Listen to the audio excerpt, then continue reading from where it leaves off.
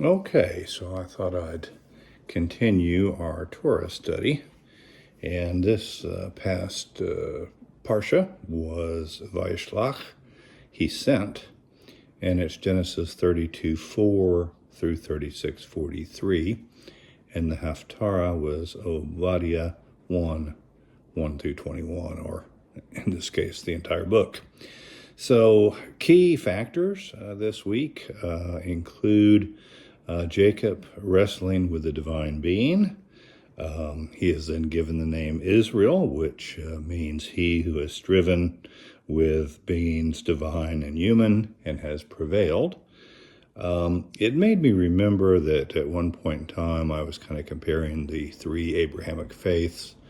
And so Christianity accepts, Islam submits, and Judaism wrestles. So we wrestle with God, we wrestle with the Torah, we wrestle with ourselves. We do a lot of wrestling in Judaism. There is one word that has some diacritical marks, and it's a dot over each of the letters. And that's kind of iffy as to exactly what the sages meant by it. Sometimes they're considered erasure marks, so in other words, it takes out the word. And other times it means pay particular attention to these, so nobody's quite sure what it means in this case, but it's the kiss of Esau when they get back in cahoots, when Jacob sends all of the multitudes ahead and comes in contact. Of course, he takes the lead, but comes in contact with his brother after all this time, and his brother falls on his neck and kisses him. So the question, I think, is this a true kiss, or is this something that there's a how shall I say, an evil purpose or something like that behind it? I tend to think it brings out the fact that the kiss of an enemy is deceitful. It also points out that we do not eat the muscle on the thigh or hip joint. The word is actually vein, nerve, and tendon. So basically, Jews don't eat anything behind the 13th rib of a cow. So sirloin, fillets, many of those are completely forbidden. Ground round, we don't eat, etc.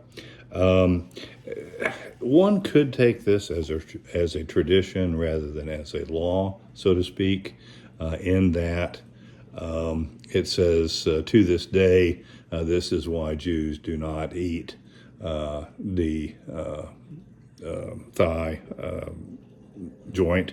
So in other words, it doesn't say do not. It basically brings forth what was being done, or what in this case was not being done. So it's an interesting concept. With Jacob and Esau wrestling, or I should say, I guess, with Jacob wrestling with divine beings and humans, one of the thoughts is, remember that in the womb, Jacob and Esau wrestled. And in fact, his mother says, if this is what being pregnant is being like, just take me now. That's my paraphrase. And so they wrestle from even before birth. It's interesting that nobody's quite sure, was it an angel that he wrestled with? Was it it could have been the evil spirit, so to speak, of the river that he crossed. A lot of superstition and stuff like that in times past. But he wrestled with some divine being, and just to make note, in Judaism, we believe that all divine beings are completely under the control of God. There is no rogue angel. There is nobody fighting against God, etc. It is just God. And that way we live up to, or try to live up to, Hashem Echad, that God is one.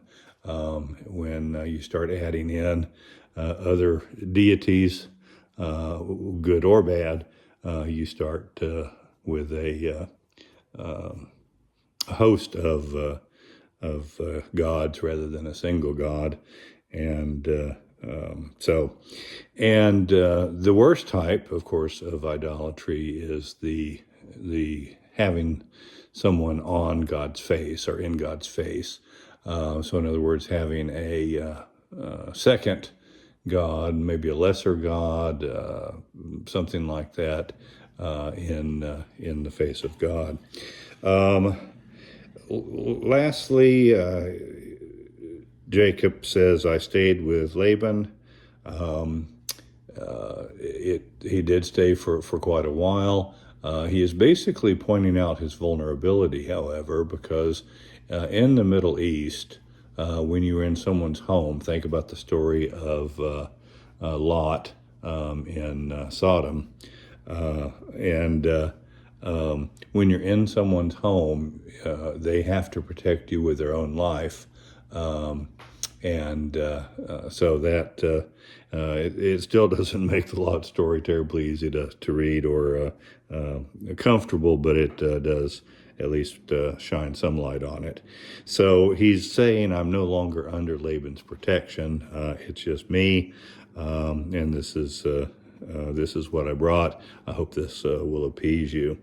I stayed, interestingly, has the same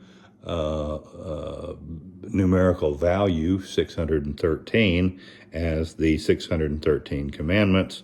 And the sages interpret this to, I stayed with Laban, but maintained my service to God and my dignity. So I thought that was pretty interesting. The Haftarah, we've talked about Haftarah's Haftarot a little bit in the past. The Haftarah is a prophetic passage that reminds us of the Torah portion, because there were times in our history when we were not allowed to study Torah. So the sages kind of collected these prophetic passages that remind us of what we're talking about, or what we would be talking about were we reading the Torah that day. So in Obadiah, which is actually my Hebrew name, which means he who obeys God, in Obadiah, the correlation is the word Edom. It is a prophecy of what will happen to the Edomites, and Edom has long been associated with Esau, and so forth. So anyway, we talked a little bit, and as I told you, I've got a friend who continues to use, even though I've told him differently, and I mentioned it in the last, talk as well. There is no prohibited prophetic portion. We read it all. We don't necessarily read every one of them in synagogue, because they don't all correlate with the Torah portion. And quite frankly, I think it's 52, if not 55 Torah portions. If we were to read the entire prophets in 55 weeks, they would outlast the Torah portion, because they would be so long. It's certainly possible that in Jesus' time you were allowed to pick your own Haftarah, and that's how he picked the one that he picked. It's not really known exactly at the time and exactly when they were more closely written in stone, so to speak. But the Haftarah always refers back to the Torah portion, and therefore not all of them are read. So that's my talk for this week. I hope everybody has a good week. I hope you prevail in your wrestling, and I just hope that each of us, as the New Testament would say, work out our salvation and fear and trembling. Have a wonderful week, and Hodu.